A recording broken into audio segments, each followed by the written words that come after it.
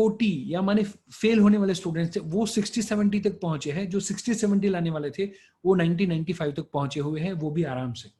सो दोस्तों आपको करना है, and yes I always get first rank. Suhani super, very good, 90%, very good friends. And मैं चाहता हूं कि अब आपकी जो नेक्स्ट आने वाली जो भी एग्जाम होगी उसके अंदर आपका टारगेट क्या है वो आप यहाँ पर टाइप करें। सारे फ्रेंड्स के साथ आप यदि वो कमिटमेंट देंगे तो मुझे लगता है कि आपके लिए वो पूरा होने के चांसेस ज्यादा है यदि आप पब्लिकली कमिटमेंट दे देंगे तो। So 90%, 95%, very good, very good, 95%, super super, excellent, 90%, very good, very good, great great. So दोस्तों सबसे पहली जो टेक्निक है and that is the study signal technique. So study signal technique के लिए दोस्तों आई वुड रेकमेंड कि आप इस तरीके से पूरा आपका एक चाहे तो चार्ट इस तरीके से आप बना सकते हैं जहां पर आपके जो भी सारे सब्जेक्ट्स हैं यहां पर आप सारे सब्जेक्ट्स को आप लिख लें, यहां पर आपके जो भी टोटल रेड कलर के chapter, green colour and orange colour के चैप्टर्स, एंड आपके जो जो भी सब्जेक्ट्स है उसके अकॉर्डिंगली आप पूरा इस तरीके से प्रोग्रेस चार्ट बनाएं। एंड दोस्तों आपकी जो नेक्स्ट एग्जाम है उसके अकॉर्डिंगली आप प्लानिंग करें, राइट। सो ये progress chart I would recommend कि आपके मम्मी पापा भी यहाँ पर है, आई वुड रेकमेंड कि मम्मी पापा के साथ रहते हुए आप ये बनाएं या बनाने के बाद अपने मम्मी पापा को ये प्रोग्रेस चार्ट आपका दिखाए आपका सब्जेक्ट वाइज। एंड दोस्तों इससे आपको सबसे बड़ा फायदा क्या होगा कि जो भी आपके रेड कलर के चैप्टर्स है वो आप जल्दी करते हैं, ऑरेंज कलर के हैं वो थोड़े बाद में करते हैं, ग्रीन तो आप एग्जाम के समय पे 100% स्ट्रेस एंड टेंशन के फ्री रहेंगे। सो स्टडी सिग्नल टेक्निक को आपको फॉलो करना है, सो उससे आपको डेफिनेटली बहुत ही ज्यादा फायदा होने वाला है। Now friends, second and most powerful technique and that is the audio recording technique. जल्दी से आप दोस्तों टाइप करें ऑडियो रिकॉर्डिंग टेक्निक, राइट। अब हम ये देखने वाले हैं that is the audio recording technique.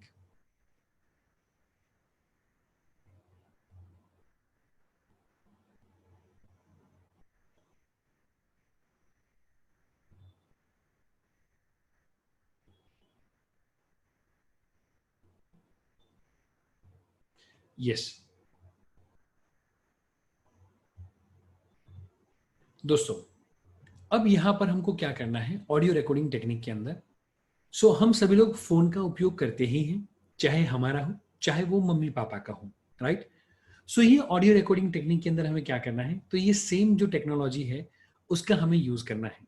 Yes friends, सो जो भी हम हमारा फोन है या जो भी पर्टिकुलरली ऐसे इंस्ट्रूमेंट कि जहां पर पर्टिकुलरली आप रिकॉर्ड कर सकते हैं उसका पर्टिकुलरली आपको यूज करना है, और उसके लिए टेक्निक का नाम क्या है, ऑडियो रिकॉर्डिंग टेक्निक। तो इसमें करना क्या है दोस्तों, काफ़ी सारे बच्चे मुझे ऐसा कहते हैं कि सर मैं स्पेसिफिकली यदि बायोलॉजी की बात करूँ तो लर्न करना मेरे लिए डिफ़िकल्ट है। काफ़ी सारे लोगों के लिए एसएस डिफ़िकल्ट था, काफ़ी सारे लोगों के लिए लेंदी आंसर्स जो होते हैं वो लर्न करने डिफ़िकल्ट होते हैं, काफ़ी लोगों के लिए थियरम्स हो सकता है, ऐसे हो सकते हैं वो लर्न करने डिफ़िकल्ट होते हैं, राइट। सो आपके लिए जो कुछ भी डिफ़िकल्ट है उसके लिए आज के बाद आपको मेहनत करनी नहीं है, आपको हार्ड वर्क करना नहीं है, स्मार्ट वर्क करना है। जैसे यहाँ पर जूलॉजी है, अकाउंट्स है, उसमें दिक्कत है, ओके। जो भी चीजें आपको पढ़ने में दिक्कत आती है, तो दोस्तों ज्यादातर स्टूडेंट्स करते क्या है, ज्यादातर स्टूडेंट्स करते क्या है, जो पढ़ते हैं सपोज फर्स्ट क्वेश्चन पढ़ा, आंसर पढ़ा, फिर सेकंड पढ़ा याद रह गया, थर्ड पढ़ा याद रह गया, चौथा पढ़ा याद नहीं रहा। तो ज्यादातर बच्चों की पीन वो चौथे क्वेश्चन आंसर के ऊपर अटक जाती है। इन चौथे के ऊपर वो 1.5-2-3 घंटा मेहनत करते हैं, याद नहीं रहता, फिर खुद के लिए क्या फील होता है, मेरा कंसंट्रेशन अच्छा नहीं है, ये तो मुझे याद रहता नहीं है, ये तो सब्जेक्ट डिफिकल्ट है, नेगेटिव थिंकिंग आ जाता है। सो दोस्तों आज के बाद मैं आपको रेकमेंड करूंगा कि सपोज आपने डिसाइड किया है कि आज आप 3 घंटा पढ़ेंगे, राइट। सो आपने डिसाइड किया कि आप 3 घंटे के लिए पढ़ेंगे। सो आपको क्या करना है, 3 घंटे के दरमियान मैथ्स के लिए भी मैं स्पेसिफिक अभी आपको टेक्निक देने वाला हूं। अभी हम बिग आंसर्स हो सकते हैं, थियरम्स हो सकते हैं, वो सारी चीजों को हम पहले अभी ध्यान देते हैं, राइट फ्रेंड्स। सुनो मुझे क्या करना है, तो सबसे पहले जो मैं पढ़ा और याद रह गया तो उसमें तो कोई टेंशन है ही नहीं। फर्स्ट मैंने पढ़ा, सेकंड मैंने पढ़ा, थर्ड मैंने पढ़ा, याद रह गया, चौथा पढ़ा याद नहीं रहा, तो क्या करना है, उसको ध्यान देना नहीं है, उसको आर लिखो। क्या लिखना है, आर। आर लिखने के बाद आपको क्या करना है, नेक्स्ट क्वेश्चन पे चले जाए, माने 5वें पे चले जाए, 6ठे 7वें 8वें पे, 9वां याद नहीं रहा तो क्या लिखेंगे, आर। फिर 10वां 11वां 12वां 13वां उस तरीके से आपने सारे लर्न किए। 2-3 घंटे में आपने around 15 to 20 question answers learn कर लिए। एंड यदि आप वो 2 या वो 3 जो डिफिकल्ट थे, यदि उसको आप इग्नोर नहीं करते, तो दोस्तों गारंटी के साथ कहता हूं वो चौथे क्वेश्चन पे ही आप अटक जाते। 3 घंटे आपके वहीं पे बर्बाद हो जाते हैं। और जैसे यहाँ पर भानु ने बताया कि फिर नेगेटिव थॉट्स आ जाते हैं खुद के लिए, स्टडी के लिए, करियर के लिए, फ्यूचर के लिए। इसीलिए दोस्तों मैं कहता हूं वो जो उस समय पे याद नहीं रहता आपके पढ़ने के टाइम पे, उसको क्या करना है, इग्नोर करना है। और वहां पर क्या लिखना है, आर लिखना है। R, R is what, record it. R is what, record it. So आपका 3 घंटे का पढ़ने का टाइम हो गया। अब आप एकदम रिलैक्स हैं, कोई टेंशन नहीं। क्यों? क्योंकि आपने around 14 to 15 question answers learn कर लिए, वो 2 या 3 डिफिकल्ट को छोड़ दिया तो। So very first thing, right, कि आपने वो इग्नोर किया। अब आप खड़े हुए, फ्रेश हुए, खाना खाया, भाई बहन के साथ धमाल मस्ती की, मम्मी पापा के साथ बातचीत की, दोस्तों के साथ बातचीत की, जो भी आपका रूटीन है, डिनर किया, जो भी आपका रूटीन है वो आपने कंटिन्यू किया। नाउ आई वुड रेकमेंड कि जब भी आप एक्सट्रीमली रिलैक्स हो गए, माने आप फ्रेश हो गए, आपने खाना खा लिया, अब उसके बाद में आप 15-20 मिनट के लिए बैठे। और क्या करना है, सो आपके पास जो भी फोन हो या मम्मी पापा का फोन हो, राइट, वो फोन को लेना है। और ज्यादातर हम फोन लेने के बाद किसके लिए यूज करते हैं, तो दोस्तों फोन लेने के बाद हम ज्यादातर टाइम पास के लिए यूज करते हैं। दोस्तों ज्यादातर हम क्या करते हैं, फोन पे गाने सुनते हैं।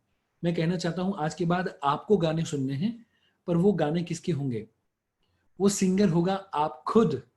यस, आप खुद को, आपके खुद के गाने सुनने हैं। एंड वो एल्बम एंड मूवी का नाम होगा एसएस, वो एल्बम का नाम होगा साइंस, वो एल्बम का नाम होगा जूलॉजी, वो एल्बम का नाम होगा बायोलॉजी।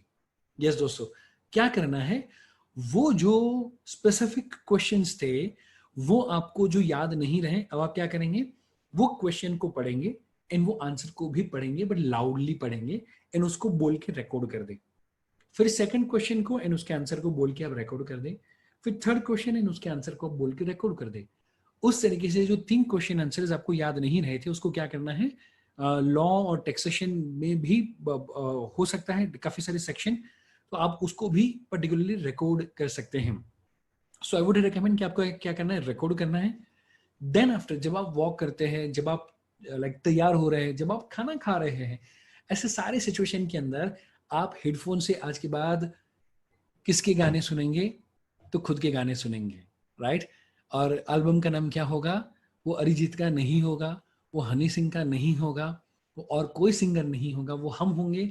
एंड हमारा एल्बम होगा हमारा जो भी सब्जेक्ट है वो। दोस्तों मैं जब कॉलेज में था, मैंने आपको बताया कि मैं जॉब करता था, बट जॉब करते करते भी मैं अच्छे मार्क्स लेकर आता था। उसका रीज़न क्या था कि जॉब उस समय पे तो फ़ोन वगैरह उतने अच्छे हाईटेक नहीं थे, उस समय पे वॉकमैन होते थे। तो मैं रोज़ रात को जॉब से घर पे आने के बाद खाना पीना खा के, उसके बाद में मैं रात को रोज़ 1 घंटे के लिए रिकॉर्डिंग करता था। नेक्स्ट डे जो मुझे लर्न करना हो उसका 60 मिनट की कैसेट आती थी, उसके अंदर रिकॉर्ड करता। फिर कॉलेज पे मैं जाता वॉकमैन लेकर, स्कूटर के अंदर ही मैं वो रखता। एंड जब भी मैं जॉब पे जाता, मीटिंग के लिए जाता, और वो मैनेजर मुझे आधे घंटे के लिए वेटिंग एरिया में बिठा दे, कोई जगह पर मुझे वेट करना पड़े कस्टमर का, वो समय पे मैं ईयरफोन लगा के वो जो क्वेश्चन आंसर मैं रिकॉर्ड करता था, वो सारे के सारे चीजों को मैं पर्टिकुलरली सुनता था। So end of the day मेरे लेंदी क्वेश्चन आंसर्स भी तैयार हो जाते थे। तो आप वॉक करते करते आधा घंटा, क्योंकि आप पक चुके हो बैठे बैठे, तो आप आधा घंटा वॉक करो टेरेस पे, बालकनी पे, घर के अंदर, बट वो हेडफोन से आपके क्वेश्चन आंसर को सुनते सुनते। दोस्तों आपको मैथ्स की फॉर्मूला याद नहीं रहती, काफी सारे लोगों को इंग्लिश के अंदर दिक्कत आती है, काफी सारे लोगों को एमसीक्यूज होते हैं वो याद नहीं रहते। सो ऐसे 15-20-25 एमसीक्यूज आप एक साथ में रिकॉर्ड करो, फिर उसको 10-15 बार आप सुनोगे फ्री टाइम में। जब आपको पढ़ने में कंटाला आता है, वो टाइम पे आप यदि सुनते हो, आपको ज्यादा फायदा होगा। और दोस्तों मैं बताना चाहता हूँ, काफी सारे महीने में ऐसे दिन होते जो समय पे पढ़ने की इच्छा नहीं होती। ऐसा समय होता है कि जहां पर सर्दी, खांसी या कोई ना कोई छोटी मोटी बीमारी होती है, दैट इज द टाइम कि जो समय पे हमारा पढ़ने का मूड नहीं होता। दोस्तों एग्जाम हो, उसके 15 दिन पहले बुखार भी आ जाए, तो भी हमारा पूरे साल किया हुआ मेहनत पूरा पानी में जा सकता है। बट अब कोई टेंशन नहीं है। क्यों? क्योंकि आप जो भी रिकॉर्ड करते हो, जो भी डिफिकल्ट चीजें लगे उसी को रिकॉर्ड करना है। सारे बच्चों को ये टेक्निक अच्छी लगी, कन्नडा के लिए क्या करें, उसके लिए भी पर्टिकुलरली आप रिकॉर्ड करके यूज करें, डेफिनेटली आपको लैंग्वेज बहुत अच्छे तरीके से याद रहेगी। दोस्तों मैं आपको कहना चाहता हूं कि इस तरीके से आप रिकॉर्ड करें, बट वही क्वेश्चन आंसर को रिकॉर्ड करें कि जो क्वेश्चन आंसर आपको याद ना रहते हो, माने जो रेड वाले हो उन्हीं को आपको रिकॉर्ड करना है। ग्रीन को रिकॉर्ड करने की जरूरत नहीं है। द रीजन इज वो तो ऑलरेडी आपको आते हैं, सो उसमें टाइम वेस्ट ना करें। रेड को रिकॉर्ड करें, ऑरेंज में जो डिफिकल्ट लगे उतना ही पार्ट आप रिकॉर्ड करें, राइट। एंड दोस्तों ये टेक्निक को आप फॉलो करें, गारंटी के साथ बोलता हूं कि अब जो भी नेक्स्ट एग्जाम होगी उसके लिए आपका जो स्ट्रेस है, जो टेंशन है, वो कम होगा। Very first thing. And number 2 and most important thing, आपके मार्क्स आने वाली एग्जाम के अंदर बढ़ जाएंगे, राइट। कितने लोगों को लगता है कि ये टिप बहुत ही ज्यादा हेल्पफुल है? तो जल्दी से टाइप करें हेल्पफुल हेल्पफुल हेल्पफुल। तो मैं आपको नेक्स्ट और टेक्निक दिखाना चाहता हूं। Very good friends, excellent excellent. So now next technique मैं आपके साथ शेयर करना चाहता हूं, and that is the revision technique. Yes दोस्तों, रिवीजन टेक्निक, इसके ऊपर रशिया के अंदर रिसर्च हुआ था। एंड रिसर्च कुछ इस तरीके से है कि कोई भी चीज वस्तु को जब आप पढ़ते हो तो वो कितने समय तक आपको कितने परसेंटेज में याद रहती है। यदि हम ये पूरे ग्राफ को देखें तो वर्ल्ड की जो टॉप मोस्ट यूनिवर्सिटी हो उसके जो टॉपर्स हो उनको कुछ थियरी सिखाई गई, एंड देन आफ्टर उनको बताया गया कि आपको वो थियरी को रिकॉल करना है। ये वर्ल्ड के जो टॉपर्स थे, टॉप यूनिवर्सिटी के जो टॉपर्स थे, उनके ब्रेन का टेस्ट किया गया। जो समय पे उनको पढ़ाया गया था, जो समय पे उन्होंने वो थियरी को समझा था, वो समय पे वो चीज वस्तु उनको याद थी 100%। बट जब उनको 1 घंटे के बाद, यदि हम यहाँ पर देखें दोस्तों, 1 आवर के बाद, तो यहाँ पर 82% जितना उनको याद था। एंड यदि हम बात करें 1 डे, आप यहाँ पर देख सकते हैं दोस्तों, 1 डे, तो that is the 18% only. 1 week के बाद 14% एंड 1 मंथ के बाद ओनली 10%। दोस्तों मैं कहना चाहता हूं कि मैक्सिमम जो मेमोरी का डाउनफॉल आया, मैक्सिमम मेमोरी माने 100% थी 0 आवर्स पे, जब भी उनको सिखाया उस समय पे उनको 100% याद था, तब से लेके 18% वो मैक्सिमम मेमोरी का डाउनफॉल था। अग्री करेंगे? व्हाट डू यू फील, वो मैक्सिमम मेमोरी का डाउनफॉल कब आया? 24 घंटे के अंदर या 24 घंटे के बाद में? जल्दी से। मैक्सिमम जो डाउनफॉल आया वो कब आया? वो आया पहले 24 घंटे के अंदर, माने 23 घंटे, राइट। सुहानी, उसके बाद में तो वो 18 पे से 1 महीने के बाद 10 पे गया, माने पूरे ऑलमोस्ट 29 डेज के बाद सिर्फ और सिर्फ 8% का डाउनफॉल था। बट वो फर्स्ट डे के अंदर माने पहले 23 से 24 घंटे के अंदर 100 से लेके 18 पे आए, माने 82% इंफॉर्मेशन भूलने के चांसेस पहले 24 घंटे में है। एंड इसीलिए मैं कहना चाहता हूं दोस्तों, ये लेक्चर मैं क्यों इन्फेसाइज कर रहा हूं आपको कि आप नोट्स लिखे, आप नोट्स लिखे, आप नोट्स लिखे। एंड दोस्तों क्यों नोट्स लिखनी जरूरी होती है, क्यों स्कूल में आपको होमवर्क दिया जाता है? द रीजन इज व्हाट, यदि वो चीज वस्तु को अपने 24 घंटे में 2 बार रिवाइज कर ली तो वो चीज वस्तु आपको 2 से 3 महीने तक आराम से याद रहेगी। एंड दोस्तों काफी सारे बच्चे स्मार्ट होते हैं, वो क्या करते हैं, आज जो होमवर्क दिया जाता है वो कब करते हैं? जब दिया जाता है तब नहीं, जब चेक करने वाले होते हैं ना तब करते हैं।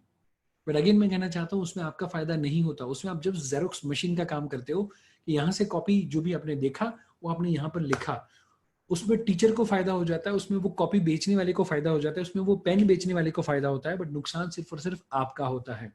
एंड इसीलिए मैं आपको स्ट्रांगली रेकमेंड करूंगा कि आज के बाद आपको करना क्या है दोस्तों, तो रिविजन आपका होना चाहिए 24 घंटे के अंदर। एंड इसीलिए मैं आपको रेकमेंड करूंगा, जो भी नोट्स आज आप लेंगे, जो भी आप लिख रहे हैं, वो नोट्स को एक आज रात को आपको सोने से पहले एक बार देखना है, पूरे वेबिनार को एक बार मन ही मन में आपको याद करना है, जो भी नोट्स लिखे हैं उसको एक बार रेफर करना है। दूसरा रिवीजन मैं आपको रेकमेंड करूंगा कल के दिन में और एक बार रिवीजन करें। जो भी टेक्निक आप फॉलो करने वाले हैं उसका नाम या उसकी जो टेक्निक की जो भी नोट्स लिखे हैं उसको आप रिवाइज करें। सेम वे मैं आपको कहना चाहता हूं दोस्तों, जो कल आपने पढ़ा था ना, गारंटी के साथ बोलता हूं उसका रिवीजन आज आपने नहीं किया होगा। और यदि कोई आपको बोले भी तो आप ज्यादातर लोग यही बोलेंगे कि आपने कल तो पढ़ा था, आज रिवीजन की जरूरत ही नहीं है। पर दोस्तों मैं कहना चाहता हूँ वो मेमोरी का डाउनफॉल, माने ये कपड़ा है वो थोड़ा सा फटे तब सीना चाहिए कि पूरा फट जाए बाद में सीना चाहिए? थोड़ा सा फटे तब यदि हम सी लेते हैं तो वो पूरे कपड़े को फटने से बचा सकता है। सेम में दोस्तों मेमोरी लॉस जब थोड़ी हो रही हो उस समय पे यदि हम वो लर्निंग करके वो मेमोरी को फिर से 100% पे लेके जाएंगे सेम डे को, एंड फिर से 100% लेके जाएंगे नेक्स्ट डे को, 2 बार यदि हम 100% एंड 100% लेके जाएंगे, तो गारंटी के साथ बोलता हूं दोस्तों, वो क्वेश्चन आंसर एंड वो लेसन आपको पूरे साल तक याद रहेगा, राइट। सो दोस्तों मैं आपको कहना चाहता हूं कि इस तरीके से आपको रिवीजन करना है। Very first thing same day, and number 2 next day. ज्यादातर बच्चे रिवीजन कब करते हैं? तो ऑलमोस्ट 1 वीक या 15 दिन के बाद ही करते हैं दोस्तों। तब तक हम सारी चीजें भूल चुके होते हैं ना। आप अग्री करेंगे कि फर्स्ट एग्जाम में जो भी आपने सीखा था ना, वो सेकंड एग्जाम में याद नहीं आता, एंड जो सेकंड एग्जाम में आपने सीखा था, गारंटी के साथ कहता हूं, थर्ड एग्जाम के टाइम पे जीरो से फिर से लर्न करना पड़ता है। अग्री करते हैं दोस्तों? Reason is what? Reason is what? क्योंकि आपने 24 घंटे का रिवीजन नहीं किया था, right.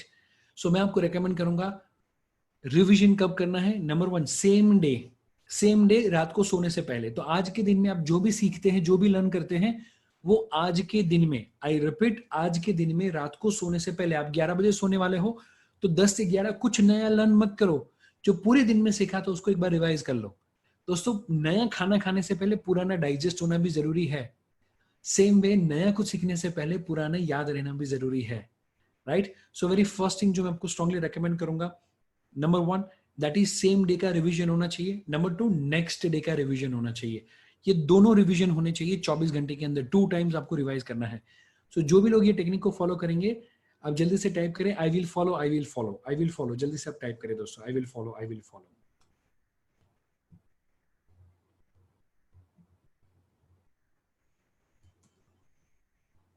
Excellent friends, excellent, excellent.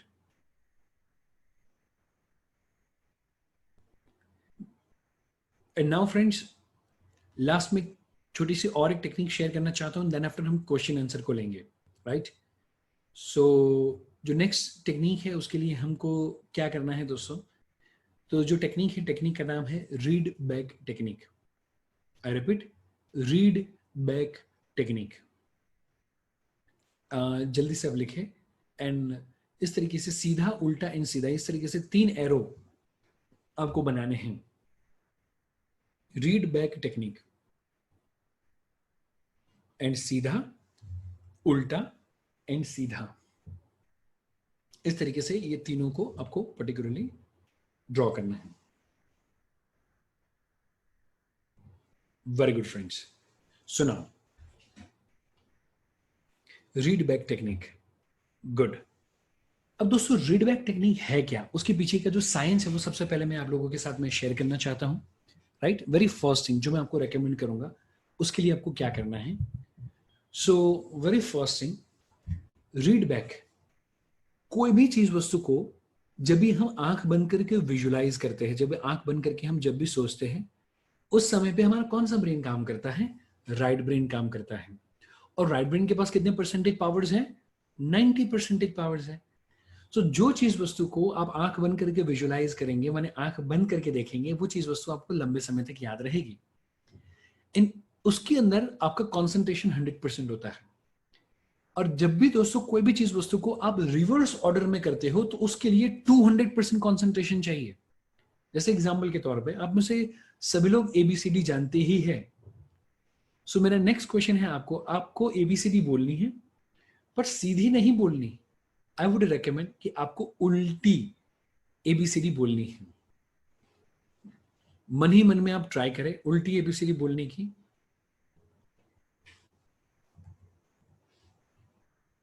मन ही मन में आपको ट्राई करना है।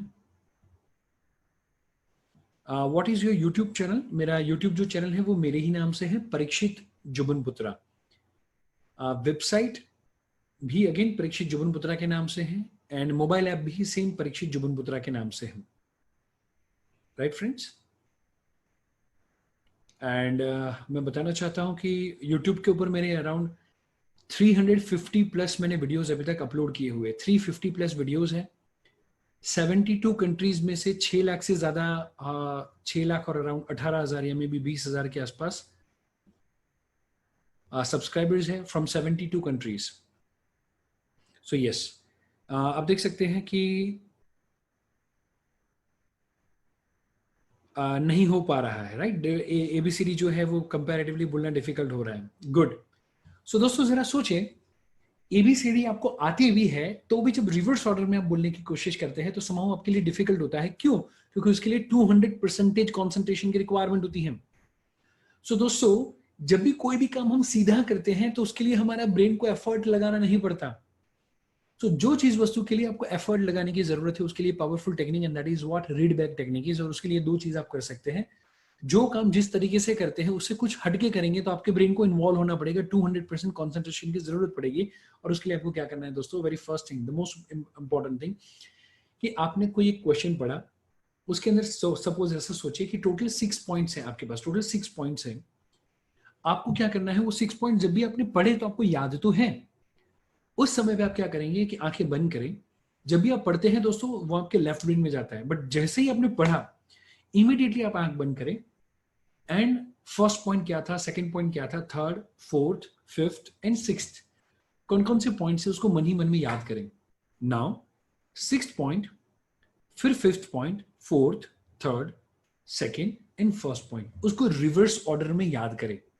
एंड दोस्तों जब भी आप उसको रिवर्स ऑर्डर में याद करेंगे उस समय पे शायद थोड़ा सा डिफिकल्ट हो सकता है, पर वो चीज, जो चीज याद नहीं आती उसको एक बार आप देखें। सपोज चौथे नंबर का पॉइंट याद नहीं है, चौथे नंबर के पॉइंट को आप देखें एंड देन आफ्टर पर्टिकुलरली आप अगेन रिवर्स ऑर्डर में पूरा विजुलाइज करें। तो पहले हमें सीधा विजुलाइज करना है, नंबर 2 उल्टा विजुलाइज करना है एंड देन आफ्टर हमें अगेन सीधा विजुलाइज करना है, राइट। सो इस तरीके से 3 बार आपको विजुलाइज करना है। आई रिपीट, हमें 3 बार विजुलाइज करना है। सबसे पहले हम क्या करेंगे, 1 से लेके 5 पॉइंट या 1 से लेके 6 पॉइंट, फिर 6 से लेके 1 पॉइंट रिवर्स ऑर्डर में, और फिर सीधा हम विजुलाइज करेंगे। दोस्तों जो स्पेलिंग आपको याद नहीं रहता उस स्पेलिंग के लिए रीडबैक टेक्निक को फॉलो करें। जो आपको आई वुड रिकमेंड, जो क्वेश्चंस आपको लेंदी आंसर्स के पॉइंट्स एंड सब पॉइंट्स याद नहीं रहते उसके लिए सीधा उल्टा सीधा उसको आप फॉलो करें। थियरम्स या प्रमेय जो होता है, थियरम्स वगैरह, उसके सीक्वेंस को आप सीधा विजुलाइज करें, फिर उल्टा विजुलाइज करें, फिर सीधा विजुलाइज करें, क्योंकि आपने अभी पढ़ा है आपको अभी याद होगा। तो आप सीधा उल्टा सीधा करेंगे। इन दोस्तों मैं आपको कहना चाहता हूँ उसके बाद में वो चीज आपकी परमानेंट मेमोरी में चली जाएगी, आपको जिंदगी भर के लिए याद रहेगी। सो दोस्तों इसके लिए क्या है टेक्निक का नाम, and that is the read back technique, right. So जल्दी से कितने लोग हैं जो ये चीज को फॉलो करेंगे, रीड बैक टेक्निक को? जल्दी से टाइप करें, जल्दी से जल्दी से। यस। मेरी चैनल का नाम परीक्षित जुबन पुत्रा ही है, परीक्षित जुबन पुत्रा। एंड अराउंड 6,18,000 या 6 लाख को पर्टिकुलरली हम सब्सक्राइबर्स को क्रॉस कर चुके हैं। एंड इनफैक्ट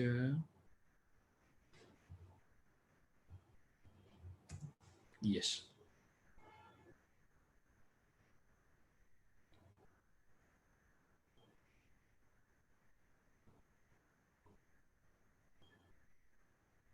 छह लाख 16,000 के आसपास आज के दिन के टोटल सब्सक्राइबर्स हैं। सो परीक्षित जुबन पुत्रा एंड सेम चीज parikshitjubanputra.com, that is the website, right friends? So very good friends. So now दोस्तों ये सारी चीज़ों को फॉलो करना है। ये सारी चीज़ों का जो रूट है दोस्तों मैं आपको रेकमेंड करूंगा, एंड दैट इज कि आपका खुद के लिए पॉजिटिव होना। मैं मेरे जीवन में जो भी प्रॉब्लम्स है, जो भी चैलेंजेस थे, उस समय पे मैं खुद के लिए पॉजिटिव था। सेम में आपको आपके जीवन के लिए पॉजिटिव रहना है, very first thing. Second thing, right brain के लिए 90% पावर्स का यदि हमें यूज करना है तो उसके लिए सबसे पहला टेक्निक कौन सा सीखा हमने? पहला था and that is the positive रहना। सेकंड टेक्निक कौन सा सीखा हमने? जल्दी से यदि कोई बता पाए जल्दी से, सेकंड टेक्निक कौन सा सीखा हमने?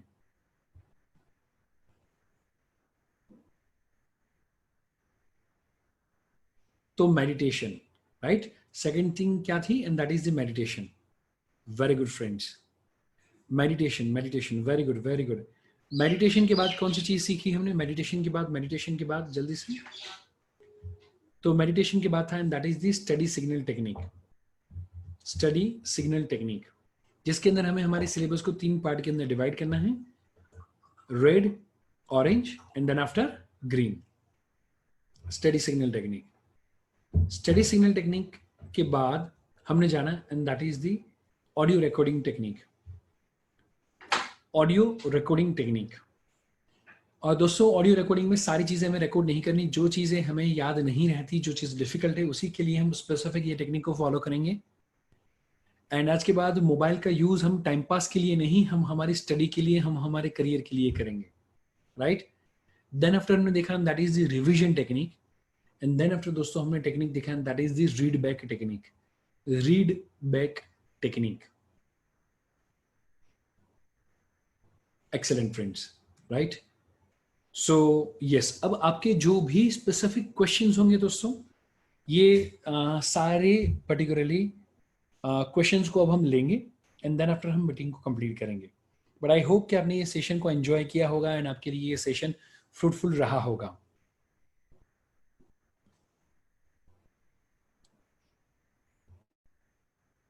सो आपके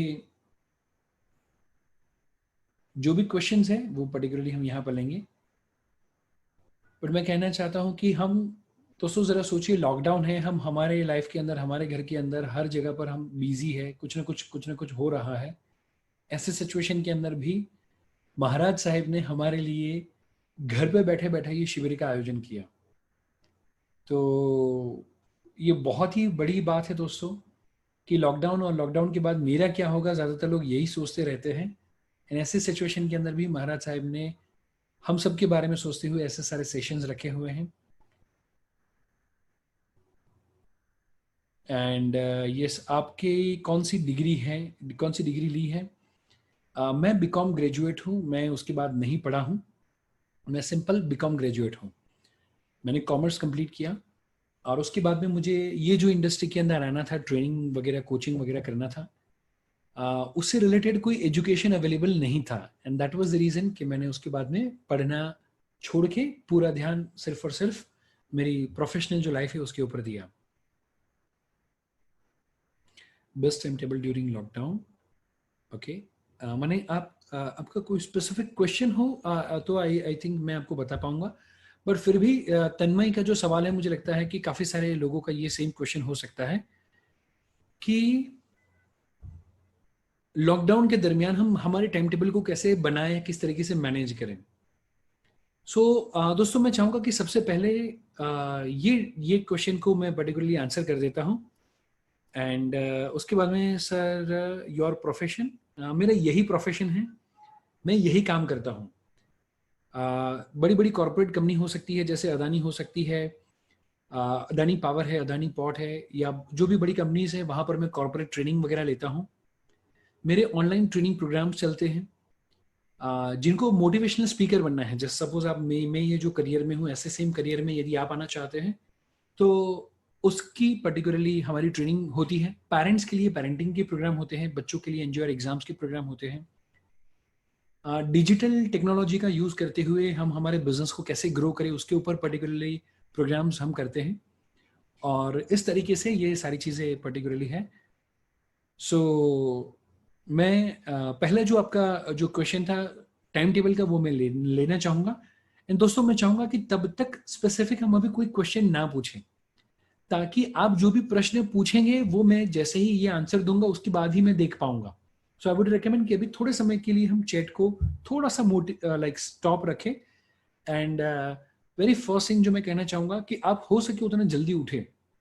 जैसे स्कूल जाने के वक्त हम जल्दी उठते हैं, same way I would recommend कि वो सेम टाइम टेबल को फॉलो करें। इन मॉर्निंग में 9 बजे से पहले या मॉर्निंग में 10 बजे से पहले आप जितना ज़्यादा पढ़ लेंगे, जितना ज़्यादा लर्निंग करेंगे, क्योंकि अर्ली मॉर्निंग के अंदर नंबर 1 गर्मी कम है, नेचुरल फ्रेश एयर ज़्यादा है, अच्छी है, ओजोन का लेयर नीचे है, आपका कॉन्सेंट्रेशन ज़्यादा अच्छा है, पूरी रात आराम किया हुआ है, तो आपका माइंड भी फ्रेश है, बॉडी भी फ्रेश है। सो वेरी फर्स्ट थिंग जो मैं आपको रेकमेंड करूंगा, सुबह में अराउंड 6 बजे के आसपास हम शुरुआत करते हुए 9, साढ़े 9 या 10 बजे तक मैक्सिमम जो भी डिफिकल्ट लर्निंग है वो सुबह में 9 बजे से पहले कर ले। दोस्तों कहा जाता है well begin is half done. Like अच्छी शुरुआत होती है तो काम का अंत भी ऑटोमेटिकली अच्छा हो ही जाता है। सो सुबह में 9 या 10 बजे से पहले आपको मैं रेकमेंड करूंगा कि आप मैक्सिमम लर्निंग के ऊपर फोकस करें, रीडिंग के ऊपर फोकस करें। फिर ब्रेक ले, आपका जो भी चाय नाश्ता वगैरह जो भी आपको करना है वो 9, साढ़े 9 बजे के आसपास आपने लिया। एंड देन आफ्टर आपको क्या करना है, आपने पहले पढ़ा हुआ था तो अब आप राइटिंग की प्रैक्टिस करें नेक्स्ट 2-3 घंटे के लिए। अदरवाइज क्या होगा कि आपका दिमाग भी थक जाएगा, पूरा दिन पढ़ेंगे तो भी दिमाग थक जाएगा। एक ही सब्जेक्ट पूरे दिन मत पढ़े। आई वुड रेकमेंड कि आप पूरा दिन एक सब्जेक्ट ना पढ़े। यदि आपने सपोज एसएस डिफिकल्ट चैप्टर आपने लिया हुआ था, डिफिकल्ट आपने लिया हुआ था चीज, और थियोरी वाला लिया हुआ था, तो अब आप क्या करें, अब आप प्रैक्टिकल चीज ले, कुछ लिखने वाली चीज ले। यदि आपने लिखने वाला पहले लिया था तो कुछ थियोरी वाला ले। उस तरीके से आप थोड़ा सा कॉन्ट्रास्ट में आप रखें। अगेन 10:30-11 बजे से आप 10:30 बजे के आसपास से आप शुरुआत करें। आपने नाश्ता किया, शावर लिया, फ्रेश हुए, आधा घंटा आपने आराम किया, धमाल मस्ती की, एंड देन आफ्टर अगेन अब 11 या 11:30 से शुरुआत करें 1 बजे तक। एक लंच लेकर आप अगेन एक आध घंटा आराम करें, टीवी देखें, धमाल मस्ती करें, अगेन 2 या 3 बजे के आसपास फिर से चालू करें। बट अगेन एक बार थियरी था तो सेकेंड टाइम आपको प्रैक्टिकल, प्रैक्टिकल था तो थियरी। उस तरीके से आप कॉन्ट्रास्ट वाली चीज़ों को लेंगे उतने जल्दी से आपको याद रहेगा, right. I wake up at 6 and workout, super, बहुत ही अच्छी चीज़ है। यदि आप एक्सरसाइज करते हो, यदि आप प्राणायाम करते हो, ब्रीदिंग एक्सरसाइज करते हो, एंड आप एक्सरसाइज करते हो एंड ब्रीदिंग एक्सरसाइज, दोनों चीज़ आपकी हेल्थ के लिए बहुत ही ज़्यादा क्रूशियल है। एंड दोस्तों मैं रेकमेंड करूंगा आने वाले समय में हम हमारी इम्यून सिस्टम के ऊपर सबसे ज़्यादा ध्यान दें, और उसके लिए एक्सरसाइज है, प्राणायाम है, वो सारी चीज़ों के ऊपर हम जितना ज़्यादा फोकस करेंगे अपार्ट फ्रॉम आवर स्टडीज, वो ज़्यादा अच्छा होगा। बट मैं आपको एज अ स्टूडेंट रेकमेंड ये करूंगा, मॉर्निंग में एक्सरसाइज करने से ज़्यादा आप लर्निंग पे फोकस करें, माइंड की एक्सरसाइज करें। शाम के टाइम पे आपका लर्निंग कर्व ऑटोमेटिकली डाउन चला जाएगा 5-6 बजे। उस समय पे आप एक्सरसाइज और जो भी बाकी की चीज़ें करनी है, डांस करना है या ऐसा कुछ भी आपको करना है, फिजिकल एक्टिविटी, वो सारी चीज़ें आप थोड़े आफ्टरनून या इवनिंग टाइम पे आप रखेंगे तो ज़्यादा अच्छा होगा, right. So now yes, how to stay motivated, Suhani ने ये प्रश्न पूछा है। सुहानी और जो भी सारे बच्चे हैं, जो भी सारे पेरेंट्स हैं, मैं आपको कहना चाहता हूँ, मोटिवेशन जो शब्द है ना वो 2 शब्दों से बना है। एक है मोटिव और दूसरा है एक्शन। मोटिव और एक्शन दोनों को कंबाइन करेंगे तो दैट इज मोटिवेशन। सो हमको क्या ध्यान में रखना है, हम नंबर 1 हमारा मोटिव डिसाइड करें। ज्यादातर लोग मोटिवेटेड क्यों नहीं होते, क्योंकि उन्होंने उनके जीवन के अंदर उनका खुद का मोटिव डिसाइड नहीं किया होता, उनका खुद का गोल जो है वो डिसाइड नहीं किया होता। सो वेरी फर्स्ट थिंग जो मैं आपको रेकमेंड करूंगा, सुहानी और जो भी यहाँ पर सारे स्टूडेंट्स हैं, आप आपके जीवन का गोल डिसाइड करें। आप इस बार की एग्जाम में कितने परसेंटेज लाएंगे वो आप डिसाइड करें। नंबर 2, उसके ऊपर आप एक्शन लेने की शुरुआत करें। ज्यादातर जब भी एक्शन लेनी होती है तो हम ज्यादातर क्या सोचते हैं, आज नहीं हम कल करेंगे, कल नहीं हम परसों करेंगे।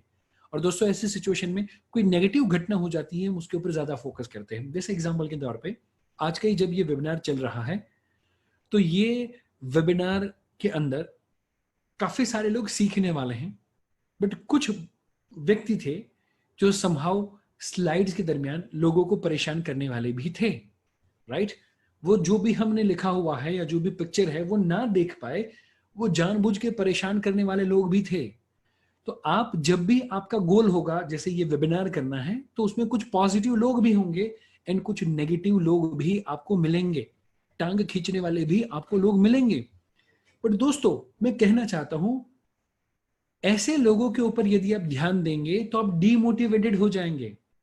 सो मोटिवेटेड रहने के लिए वेरी फर्स्ट थिंग, सुहानी और सारे स्टूडेंट्स, आप खुद का जो गोल है वो डिसाइड करें, एंड जो भी नेगेटिव थॉट्स को कैसे कंट्रोल करें, सेम चीज आपको पर्टिकुलरली ये चीज हेल्पफुल होगी। वेरी फर्स्ट थिंग, आप खुद का गोल डिसाइड करें।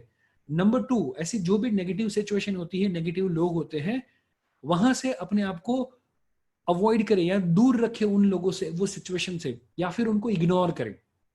एंड यदि आप उनको अवॉइड नहीं कर सकते, जस्ट इग्नोर करें। एंड दोस्तों उसके बाद में मैं कहना चाहता हूं कि आप आपका पॉजिटिव एक्शन प्लान डिसाइड करें। दोस्तों जब आप आपके गोल के लिए रोज थोड़ा सा काम करते हो ना, तो पॉजिटिव थिंकिंग ऑटोमेटिकली आता है। जैसे एग्जांपल के तौर पे आज आपने डिसाइड किया कि आज के दिन में आप एसएस के 2 रेड चैप्टर को ग्रीन में कन्वर्ट करेंगे, इन वो छोटा सा डेली टारगेट आपने डिसाइड किया हुआ है, तो नंबर 1 नेगेटिव थिंकिंग नहीं आएगा, क्योंकि आज का ही दिन का टारगेट है, जो आज के दिन में आप कर सकते हैं वैसा ही आपने टारगेट रखा हुआ है। एंड नंबर 2, जब आप वो टारगेट को पूरा कर लेंगे तो आपको खुद के ऊपर क्या होगा, प्राउड फील होगा, आपको खुद के लिए पॉजिटिव थिंकिंग होगा, एंड आप मोटिवेटेड होंगे कि कल सुबह में भी मैं जल्दी से उठ के 2 चैप्टर और करूंगा, राइट। सो इस तरीके से आप शुरुआत करें, motive plus action, that is motivation. And negative लोग होंगे और रहेंगे, उनको इग्नोर करना है, उनको अवॉइड करना है, बट आपको सपोर्ट करने वाले हैं आपके मम्मी पापा, आपके भाई बहन, उनके ऊपर हम ज्यादा ध्यान दें, right.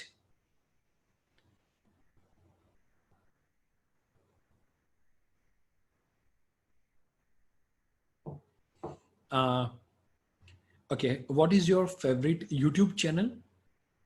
So very first thing जो मैं आपको रेकमेंड करना चाहूँगा, जो स्पेसिफिक मेरा जो फेवरेट यूट्यूब चैनल है, विवेक बिंद्रा, जो कंपैरेटिवली बिजनेस को लेकर काफ़ी अच्छे वीडियोस पब्लिश करते हैं। नंबर 2 सीकेन, SEEKEN, सीकेन करके व्यक्ति है जो सारी बुक्स की समरीज को पब्लिश करते हैं। ये दो चैनल है जो कंपैरेटिवली मैं सबसे ज़्यादा प्रेफर करता हूँ। उसके अलावा काफ़ी सारी चैनल्स हैं, काफ़ी सारे ऑनलाइन कोर्सेज है जिसको मैं रेफर करता हूँ, बट ये दो कंपैरेटिवली मेरी ज़्यादा फेवरेट है।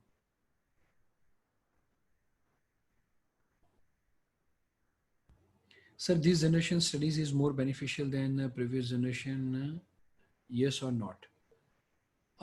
यस भी है एंड नो भी है, बट हर समय के अपने अपने फायदे हैं। and यदि हम चाहे तो वो पुराने समय में हम फिर से वापस नहीं जा पाएंगे। तो जो समय है, जैसा समय है, उसका हम मैक्सिमम यूज करें, वो ज्यादा अच्छा है।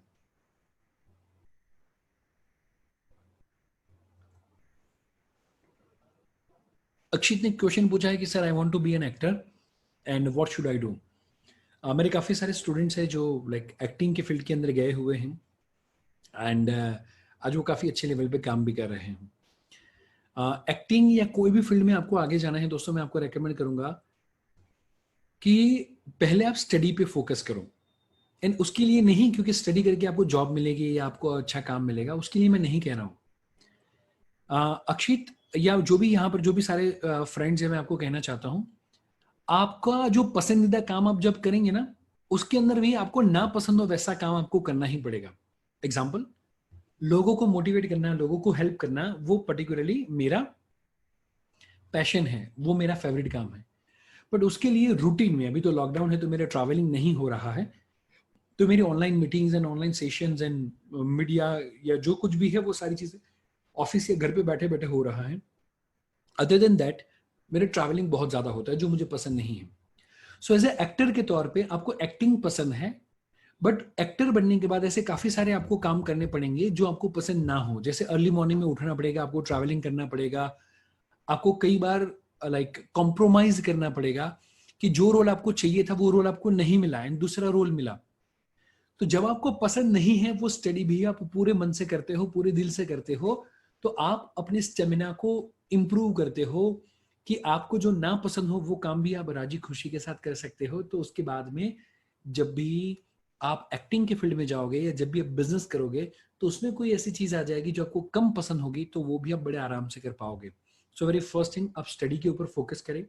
Number 2 and most important thing, आपकी एक्टिंग की स्किल को इम्प्रूव करने के लिए आपके पास एक नज़दीक का रोल मॉडल होना चाहिए और एक दूर का रोल मॉडल होना चाहिए। और इनफैक्ट मैं सारे बच्चों को मैं कहना चाहूँगा, आप जो भी फील्ड में जाना चाहते हो, एक आपका नज़दीक का रोल मॉडल होना चाहिए, नंबर 2 आपका एक दूर का रोल मॉडल होना चाहिए। दोनों रोल मॉडल माने एक व्यक्ति जो जिसको आप जिनसे आप बात कर पाओ, जो व्यक्ति आपको गाइड कर पाए कि एज ए एक्टर के तौर पे आपको कैसे एक्टिंग करनी है, आपको किस तरीके से आगे बढ़ना है, किस तरीके से प्रोड्यूसर को अप्रोच करना है, वो सारी चीज़ें। एंड नंबर 2, एक दूर का आपका रोल मॉडल हो, जैसे शाहरुख खान हो सकता है, सलमान खान, या मे बी कोई भी एक्टर जो आपका फेवरेट हो, उनको देख के आपको लॉन्ग टर्म का इंस्पिरेशन मिलेगा। एंड जो नज़दीकी व्यक्ति है उनको देखकर आपको शॉर्ट टर्म का इंस्पिरेशन मिलेगा। एंड इनफैक्ट काफ़ी सारे बच्चे हैं जिनको करियर को लेकर क्वेश्चन है। सो दोस्तों, मेरा एक करियर मैनेजमेंट का कोर्स है जो मैं आप सभी दोस्तों को गिफ्ट में देना चाहता हूँ। सो उसके लिए करियर मैनेजमेंट और आपके मम्मी पापा के लिए happy married life. Happy married life आपके लिए नहीं है, अभी उसके अंदर आपको काफ़ी टाइम है। सो ये दोनों कोर्सेस आप सभी लोगों के लिए फ्री में होंगे। आपके मम्मी पापा के लिए हैप्पी मैरिड लाइफ का कोर्स एंड आपके लिए करियर मैनेजमेंट का, क्योंकि यहाँ पर भी काफ़ी सारे लोगों का ये कहना है कि सर करियर को लेकर हमें काफ़ी सारा कन्फ्यूजन है। तो उसके लिए दोस्तों आप parikshitjubanputra.com/free गिफ्ट, ये वेबसाइट पे आप जाएंगे। मैं यहाँ पर आपके लिए वो लिंक भी यहाँ पर शेयर कर देता हूँ।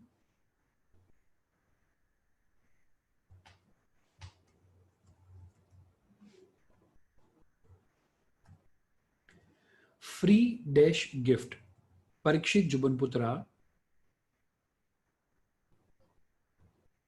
And then after free dash gift. उस पर यदि आप जाएंगे तो वहां पर आप जाते हुए आप एनरोल करेंगे, तो विद इन 2 वर्किंग डेज आप सबके लिए वो कोर्स चालू हो जाएगा। बट उसके लिए दोस्तों आपका जो नंबर हो वो आपको जेन्युइन, जो भी आपका नंबर हो वो आपको रखना पड़ेगा, एंड आपका जो ईमेल आईडी है वो भी आपको जेन्युइन रखना पड़ेगा, तभी आपको वो कोर्स का एक्सेस मिल पाएगा। क्योंकि उसका जो आपका आईडी एंड पासवर्ड जो भी जनरेट होकर आपको मिलेगा वो आपके ईमेल आईडी पे आएगा एंड आपको वो एसएमएस के माध्यम से मिलेगा। सो यस, क्या क्लियरली आवाज है दोस्तों? परीक्षित जुबनपुत्रा /free-gift,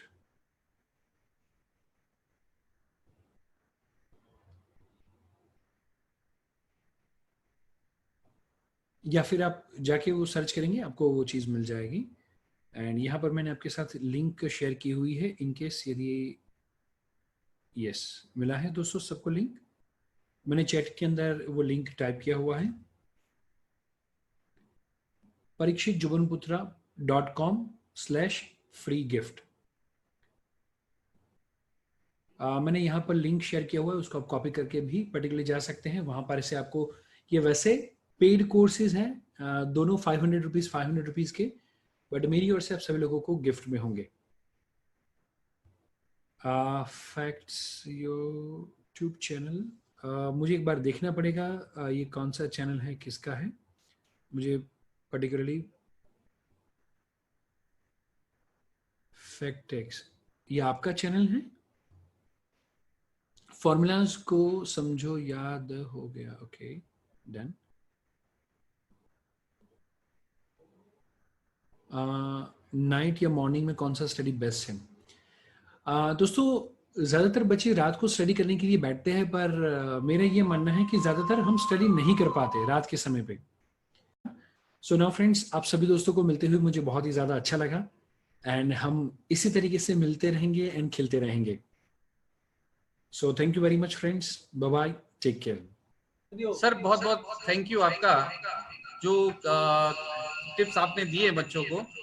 अब सदा कुशल सेवा समिति के प्रेम जी जैन सदा कुशल सेवा समिति द्वारा जो पिछले शिविर किए गए हैं और संस्था की कार्यवाही को आपके सामने रखेंगे। तो आपकी स्क्रीन पे श्री प्रेम जी जैन। जय जिनेन्द्र साहब, मैं अखिल भारतीय सदा कुशल सेवा समिति के तत्वाधान से बात कर रहा हूँ। आज सर्वप्रथम चरम तीर्थाधिपति भगवान श्री महावीर स्वामी के चरणों में सत वंदन करता हूँ। अनंत लब्धि निदाय गुरु गौतम स्वामी के चरणों में वंदना। अनंत उपकारी हमको जैनी बनाने वाले चारों दादा गुरुदेवों के चरणों में कोटि कोटि वंदन।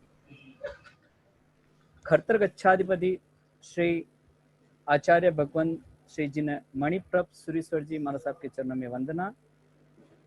गच्छ गणिनी परम पूज्य मात्र हृदय श्री सुलोचना सिंह जी महाराज साहब एवं तपोरत्ना श्री सुलोचना सिंह जी महाराज साहब के चरणों में वंदना।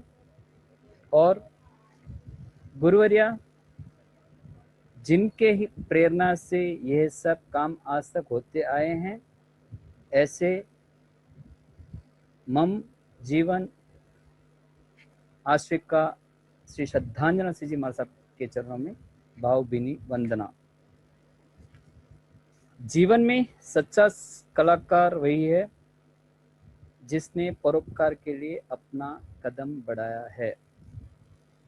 हम अपने आप को भाग्यशाली समझते हैं कि परम पूज्य डॉक्टर प्रिय श्रद्धांजन सिंह जी महाराज साहब की प्रेरणा से परोपकार के लिए उन्होंने उत्साहित किया और सन 2012 में समेत शिखर जी महातीर्थ पर इस अखिल भारतीय सदा कुशल सेवा समिति का गठन हुआ।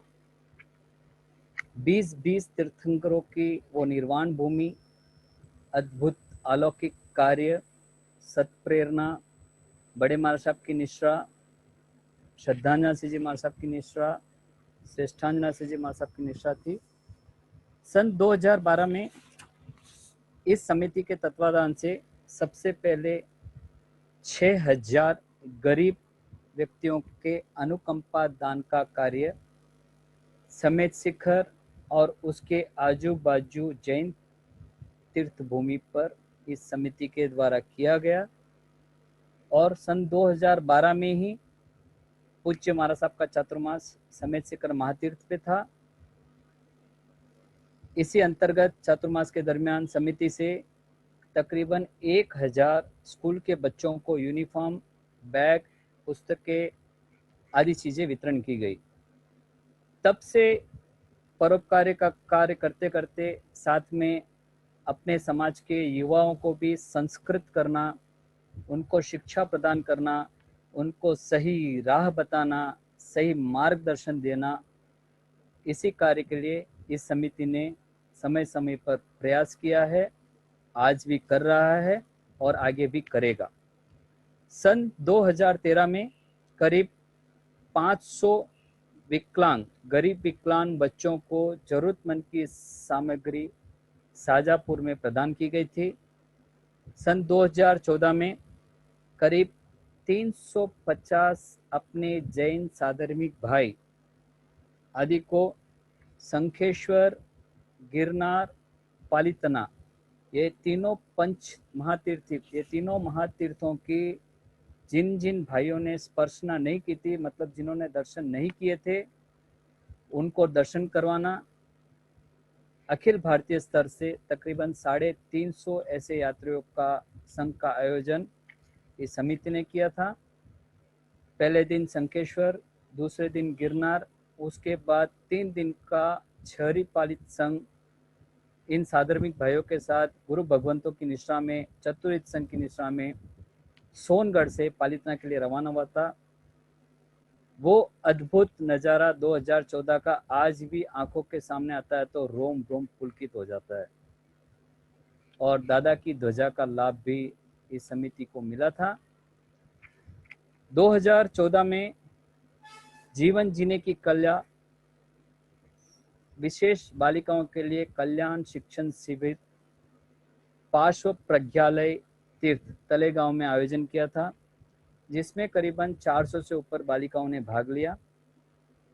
सन 2015 में 51 साधर्मिक परिवार, अपने जैन परिवार जो स्वावलंबी बनना चाहते थे, 500 विकलांग एवं अनेक गरीबों को राशन किट एवं वस्त्र अर्पण किया गया था।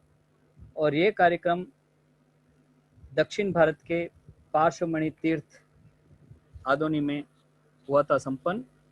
और सन 2015 में 250 बच्चे, छोटे छोटे बच्चे जिनकी उम्र 8, 10 साल, 12 साल की थी, ऐसे 250 बच्चों का जैन समर कैंप का आयोजन भी इस समिति ने आदोनी महातीर्थ पर किया था। फिर आगे बढ़ते बढ़ते महाराज साहब की प्रेरणा हर समय थी, आज भी है। और 2016 में कन्या संस्कार शिविर एवं साधु साध्वी वयावच सामग्री अर्पण श्री शत्रुंजय महातीर्थ की धरा पर हुआ।